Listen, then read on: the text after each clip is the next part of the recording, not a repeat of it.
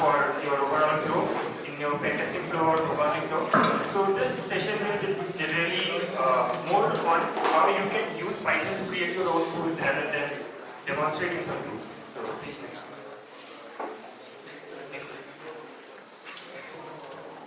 Okay, so about myself, I'm a security consultant at NextPy. My expertise lies in web and API pen testing. So apart from that, in my free time, I also like to research about finance, how money works, and also I like playing CTFs. So that's all about myself. Next slide, please. Okay, so this is the agenda today. Firstly, we will be covering the fundamentals. Secondly, browser automation using Selenium, more specifically Selenium WebDriver. Third, we have the socket programming. And there are basically fourth and fifth module as well, but we are not going to cover in this. So I have an entire training ready. This is the link and you can go out and you can check it out, the other modules as well. So can you please show the link as well? And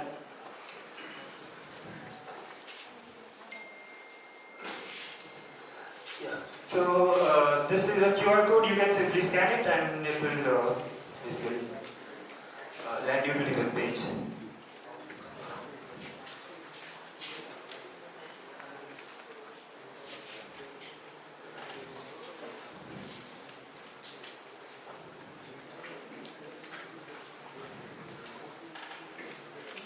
So here you can see the modules here. You can simply click on it, and all of them are Google Colabs. You can follow through it while I'm presenting the session. So please go to the basic video.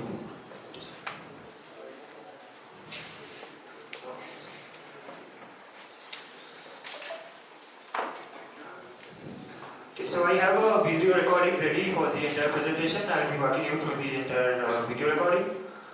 Feel free to ask questions. So this is the agenda as I mentioned. Is it clear? Can all of you see the text here? Or, hi? Visible? Not visible. Okay. Can we just dim these two lights? I think it would be helpful. If you can zoom a bit, that would also be great. It improves the visibility. Okay. So this is the agenda. We will be covering the fundamentals in the module 1. So variables and data types, input output statements, operations and so on. So why we use Python? Python is very a language that is very easy to learn, very easy to read, very easy to code. So most of the beginners always go with Python, learning with Python. So that is why if you don't know about Python, I would highly recommend to learn Python, and because it basically, as we know, right, cybersecurity does not need you to learn programming, but at the end, if you are into, let's say, 2 or 3 years, it will definitely help you in the long run if you are learning programming. And Python is the best language you can start learning with if you are a beginner. So starting, we will directly jump to the variables and data types. So.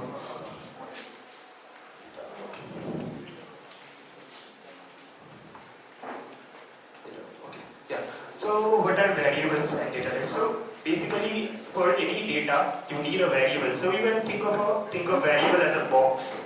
So it's a box where you can store some data. Okay. So there are different types of variables: strings, integers, floating points. So Boolean types. So basically, strings are set of characters. Integers are numbers. Floating points are decimal numbers. Pretty basic, right? Boolean is basically true or false. In Python, you can also use 1 or 0 to represent Boolean. And anything that has data is true, and anything that is not having a data, any variable, that is going to return false. So there is also a data type called null that also returns into false. So what are lists? Lists are data structures. Basically, it's kind of similar to array, but it's not exactly like array. List does not have a specific data type. You can basically put anything into lists. As you can see, here are strings. List can be of string types, and then it can be of integers. So you don't define the data type here. You can put anything here, and a list can have multiple dimensions. So one list, inside of one list, you can have another list, and so on. So what are dictionaries? basic. They are very similar to JSON data type. As you know, key value pairs. So in dictionary, we define data using key value pairs. So as you can see here, we have name Alice. So the name is the key and Alice is the value. Same with age, and we have 22. So key value pairs, pretty basic. And same, you can have multiple dimensions inside the dictionary type of data. Finally, we have sets and none type. So sets are basically a type of data that is used for mathematical calculations like union, intersection, and so on. Okay, now moving on to the input and output part, output statements. So in every programming language, you need to have some methods of taking data from the user, and the programming language also should have some capabilities to showing the after computing on the data, showing the result back to the user. So this is basically how you take input in Python. As you can see, I am taking an input. So basically, I am calling the input function in bracket here, and then I am putting a string here. So in a terminal, it is going to basically prompt you, enter your name, and then when you are putting the name, so it is going to take the data from standard input, and it is going to store in the variable name, and then we can simply print it back to the terminal using print function. So hello, there is a string there, and then separated by it, I'm printing the data with the variable name. So for output, you can see that same thing, we use the print function for outputting data back to the terminal. Yeah, you can run that.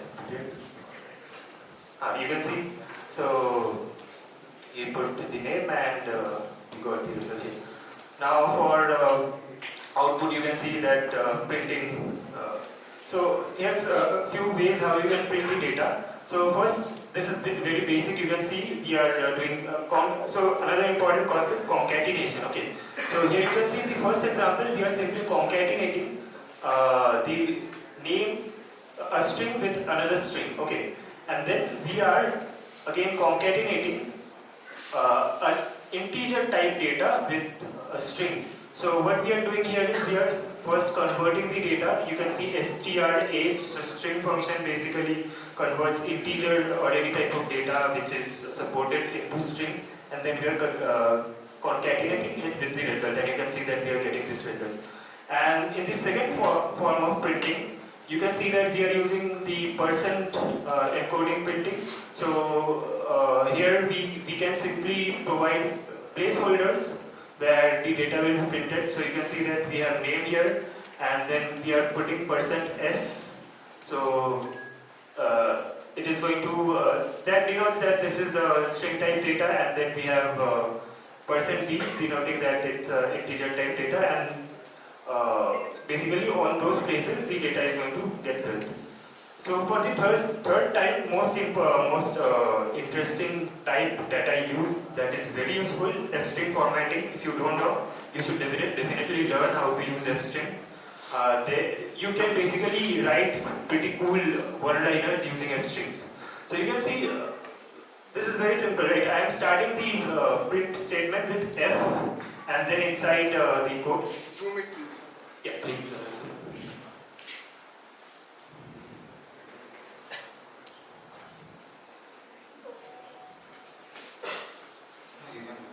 Strike systems.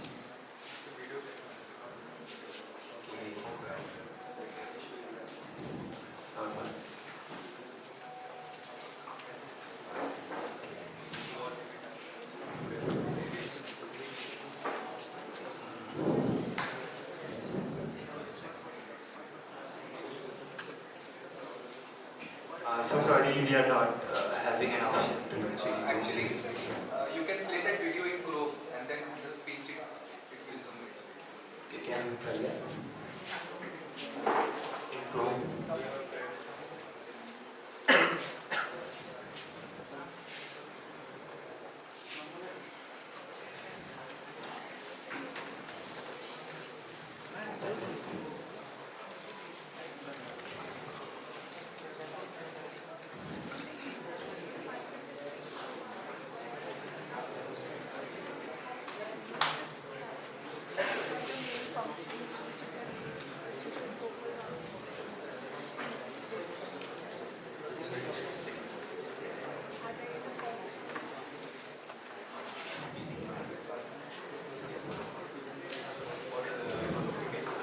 Sorry, it's not working, so...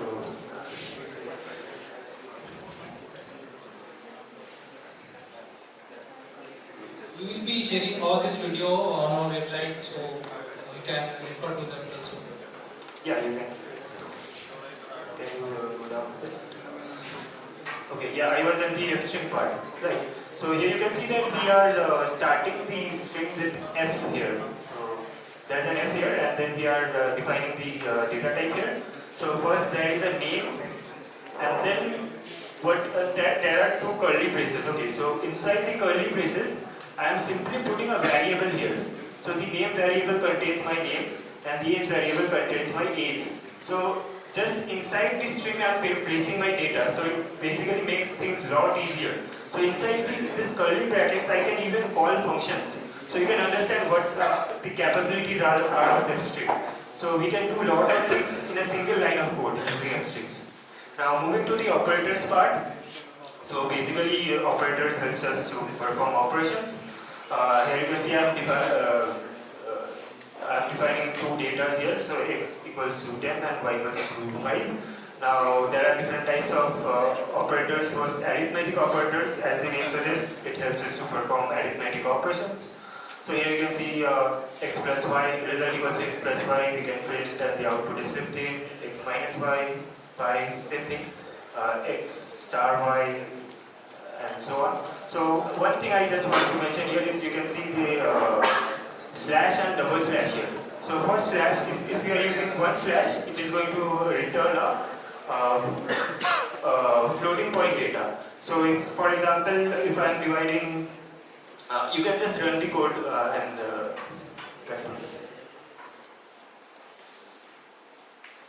yeah, I will be showing just. So here you can see that we got a floating division point here because I was using slash, and if I use double slash, it is going to ignore the point part, and it is going to only provide me the data here. So basically, can you scroll a bit up?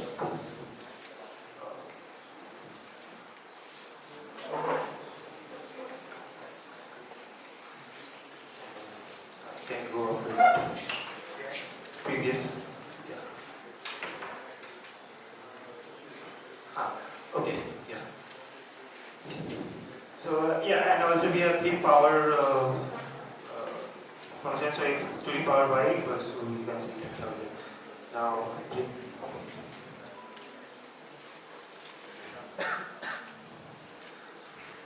okay, moving on to assignment operators, it helps us assign data.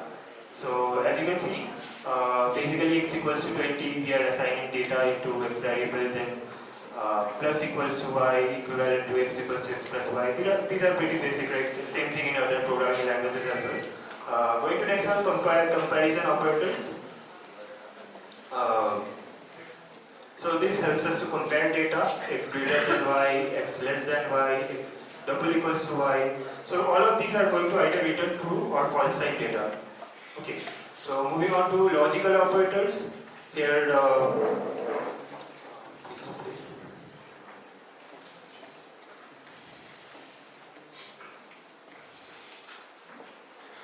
so same thing, these are also basically, for logical operators are like fundamentals of programming, any programming language. So basically you can combine two logics and check whether the final output is true or false. And or not, XOR gate, you all know about these, right? So same thing, how you can do it in Python. Next we have membership operators. So this is very useful in for loops. It helps us to check whether a certain type of data is present in a data structure or not. For example, you can see I defined a data structure here, fruits, and then I am checking whether banana is in fruits. Okay, so it will return true if it is present in the list, and it is going to return false if it is not in the list. So not in is basically the inverse not, so that is why it is returning true. Identity operators. So same thing, it is basically similar to double equal to. It checks whether the data, the identity for x is y or not. Both of So we'll move on to conditional statements. So we have if else, and else. So I think everyone knows already how conditional statements work. This is how we can use them in Python. So basically, programming fundamental. If a condition is true, execute this code, and if first condition is not true, execute the second code. Okay. So similar thing, you can also use if else in nested way. So move on to the next section. No, to the next section. We'll go to the looping statements. So looping statements are also building blocks for any programming language. It helps us to loop, iterate through a specific code or specific part of code. Okay. So we have two types of loops in Python: for loop and while loop. No, we don't have a do while loop, so only entry controlled loop in Python. So as you can see, this is how we define a for loop for fruits in fruits. Okay. So which fruits is a data structure here which contains apple, banana, cherry, and then I am simply iterating through all of the objects here, all of the data here. Okay. So for the first loop, you can see that just printing apple, then banana, then cherry. And similarly for this one, for char in hello, you can see that we can also iterate through string type data. While loop is also an entry control loop, so you can see while count less than 5, print count plus 1. And if a condition is met, we are breaking out of the loop using the break statement. Okay. So breaks are used to break out of the loop. We can use it in for loop as well as while loop. Please move to the next one. Okay, for continue the statements, if a condition is true, it is going to continue in the loop. Please to the next section. Nested loops, you can see. Okay, functions. So functions are also very important in any programming language. As you know, we don't write code multiple times. We are going to simply define a framework. So that is how we define a framework using functions. So inside a function, I am defining some part of code here, and then I can call the function from any place in the code. So functions basically helps us to write less code. We write the code once. We pass parameters in the functions, and the functions perform different operations on the parameters or the data we are supplying to functions. Move to the next section.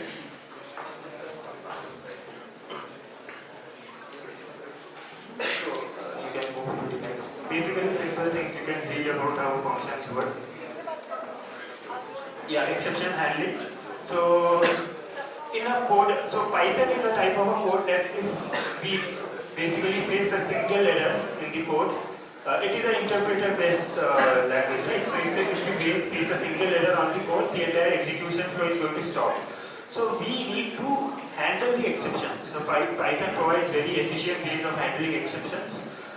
We use the try except block. So we can write our code that we know that it might face. For example, any code that we suspect that it might throw an error, we can write it in the try block. And after writing the code in the final except block, we can catch the exception that is expected to occur, and then we can print our own error here. So that is pretty basic definition of exception handling in Python. We can move to the next section. The last section, file handling. So file handling is also very easy in Python. You can imagine like how hard it is in Java and C, the file handling part, but in Python it is very easy. Okay. So simply we can use the open function to open a file in Python. As you can see here, there is a data.txt file in the environment that I loaded, and so the open basically takes two parameters: the file name, the file path, and the mode we are going to open the file in. So you can see that we are opening data.txt in read mode. Okay, so these are few modes you can open the file in. You can see write mode, append mode, read plus mode. So these are different modes that you can open a file in. You can go through this note later on, next section. So here are a few functions where Python allows to read the data in different ways. For example, when we are calling read, it reads the entire file. When we are calling read line, it reads a single line from the file. And for read lines, it basically reads the files to multiple lines and it provides a list type data. So we can move to the next section. Also, we can write to the file here, you can see here. So basically, we can also read data from a file, we can write to the data, writing is also easy. Now one last part here, the with open. You can see here. Okay, so for the with open, so basically whenever you are opening a file, you need to close it, right, for memory management. So with open, this helps us to efficiently open and close files. Whenever we are writing a code inside with open and we are getting out of the block, it will automatically close a file. So you don't need to manually close the file. So whenever you are performing file handling in Python, I will always suggest use the with command. So that's all for the Python fundamentals. We are going to move to the next module now. Alright, now the interesting part, how you can use it for hacking. Things are getting interesting. So this is the agenda. For the first module, we have Selenium, which is a very important driver for Python. And you can use Selenium basically for browser automation. More specifically, the Selenium web driver. Okay, that helps you to automate a browser. So you can become a total, like you can imitate a client and you can make the browser do whatever you want using Selenium driver. Okay.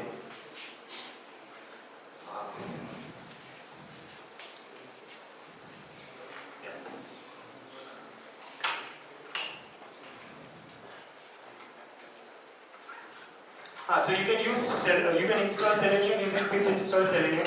Pip is the basically package manager of Python. It helps you to install modules from PyPy. Next. So earlier, a few years back, we required to manually download WebDriver for Selenium to work. But in modern browsers, if you're using Firefox or Chrome these days, it already comes with a WebDriver. Okay, so you can directly include the WebDriver in your code. So here's a basic command. Here's a basic basically code of using WebDriver in Selenium. So here you can see that we are importing the WebDriver from Selenium import WebDriver, and then we are also importing keys. So this helps us to use special characters, and then we are also importing type. So here's an example that you can see that we are creating a Firefox-based web browser. We are opening google.com in the next line, and then we are waiting for. Can you go a bit back?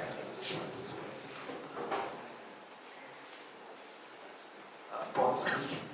So here you can see that we are calling the implicit wait function. So this is different from time. Basically, implicit wait waits for the elements to load in the page. So we are waiting 10 seconds for the elements to load in the page. And then we are finding the search box from Google. Okay, we are opening google.com first, then we are finding the search box, and then we are entering a key value in the search box, and then you can see that we are sending the keystroke return. So basically we are automating a Google search using Python here. And then we are sleeping for 2 seconds to basically wait the Google results to show up. And after that we are also performing a screenshot of the results, and we are storing it in our file system. So you can already imagine the things you can create with this. Basically for recording purpose, you can basically go to any sites, you can use Selenium to take screenshots, and then you can store them in your file system. So you can basically build your own tools like GoFisher and Go Eyewitness and those type of tools. You can build your own versions of them, and you can customize them according to your needs. Please,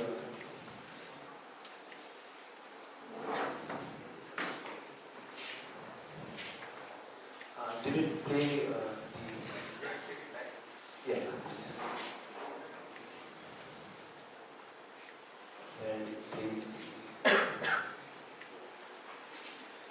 So... okay.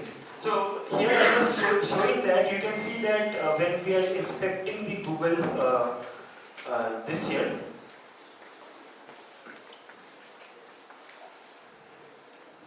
so you can see that I was inspecting this Google search box here, and I'm not sure if it's visible or not. If we inspect here, you can see that the search has the ID.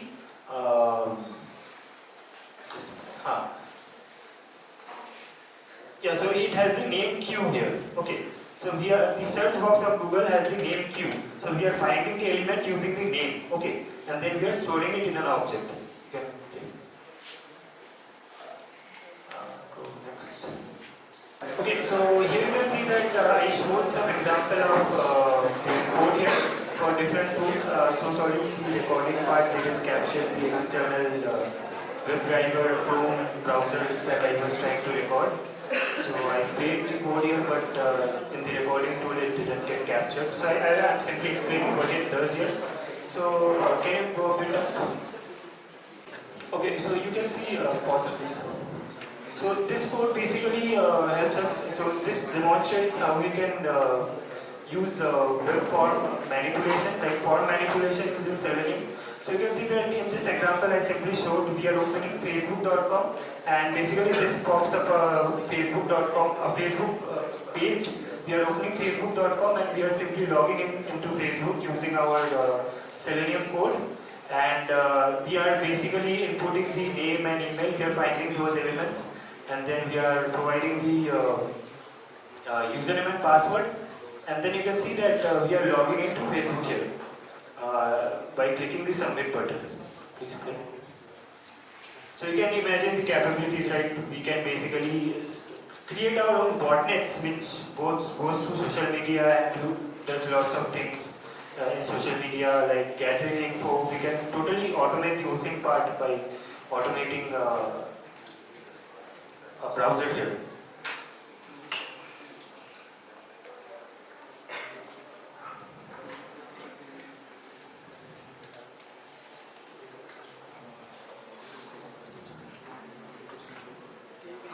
So after that, what I was doing is, like, I was simply getting the session cookies out of Facebook, a logged in user. So this code here simply gets all the cookies, driver.get cookies. So I was trying to get the session cookies from a logged in Facebook user, and I was printing them in terminal. So basically I was fetching only the HTTP only cookies, which indicates that they might be session cookies. So in the next part, I showed the capabilities of Selenium for web scraping. Please follow. So here, the same thing. We are so in this code, you can see that we are taking a company name here first. Okay. So we are taking a company name, and then what I did using Selenium is I created an automation code which basically searches the company name. And after that, it uses the Google dot to find out login pages for the company name. Okay. And after that, whenever it finds out the login page, it shows you all the options. It lists all the login page in your terminal, and then you can select basically any login page from there. And yeah.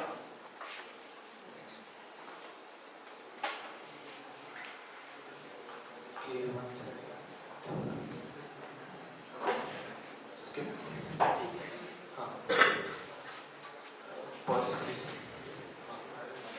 So here you can see it provides all the login pages, and after that, it also finds all the links in a web page. Okay. So as you know the basics of web scraping, you go in any login page and then you simply find out the links of a web page. And basically it does the same thing. It finds out all the links of a web page of the company that you are providing using Google Docs. So next we have dynamic interaction. We can skip this one. Yeah, so we will go to vulnerability detection and exploitation.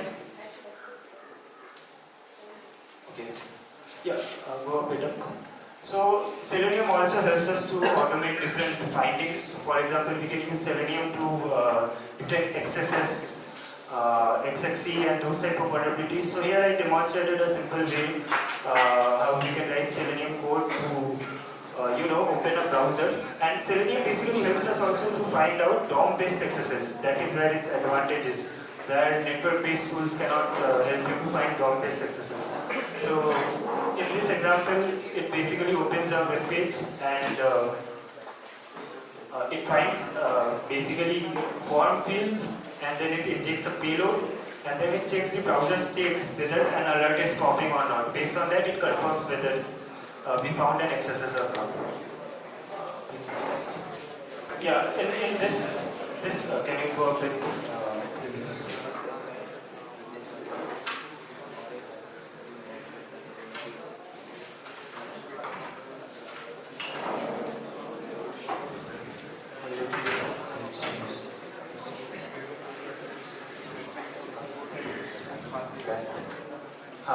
So here the second example here I showed the capabilities of brute forcing using Selenium. So how is it better than brute forcing using Hydra, okay, or any other tool, or let's say intruder. You generally use Burp's intruder right, to perform brute forcing. How Selenium is better if you use Selenium for brute forcing? There are many times where you have to set macros for CSRF tokens. Right? There are many web applications where you use CSRF on each and every request, and it gets pretty hectic to perform intruder on those. So you can simply use Selenium. You can simply automate the browser. Okay, that way you can simply bypass all those CSRF restrictions, and you can simply basically brute force any website, any application without thinking about CSRF tokens. So that is what I showed here, like how you can brute force, create 10 or 20 lines of code. You can brute force any website here. Here I showed a demo page, Altoro Mutual, where I was brute forcing the password using Selenium. We can move to the next one. XXE exploitation, pretty basic. So these are basic codes. Okay, you have to customize your code based on your attack scenario. Next one.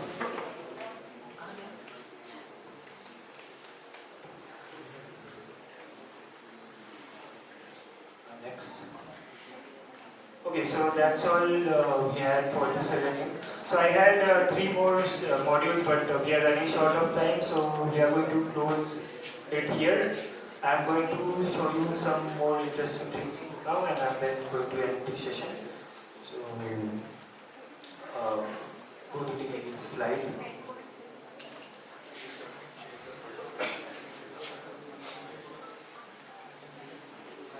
So you can follow these. This was a part of the our internal corporate training, but I was not able to record properly. The record session was not working here for Securityboat, so apologies for that. You can go in the link and you can see. For the next session, I also, the next slide. So I also developed some challenges, okay, which are linked to the entire training content. So once you have gone through all the modules, you can try these challenges for your own knowledge testing. So this third challenge is a very special challenge. If you can solve this third challenge, you will be getting a Try Hack Me voucher from my end. So no one was able to solve this challenge, so it will test your basic CTF solving skills as well as programming skills and cryptography skills. So it's for the Sigma Hero. If you can solve this challenge, I'll be providing you a Try Hack Me voucher, pen tester lab, whatever you want. So that's one thing I wanted to show. Can we please send these links to the group as well so that everyone can. Okay. Next. Okay, so that's all. If you have any further questions, you can mail me or you can directly reach out to me on LinkedIn. Thank you all. That was.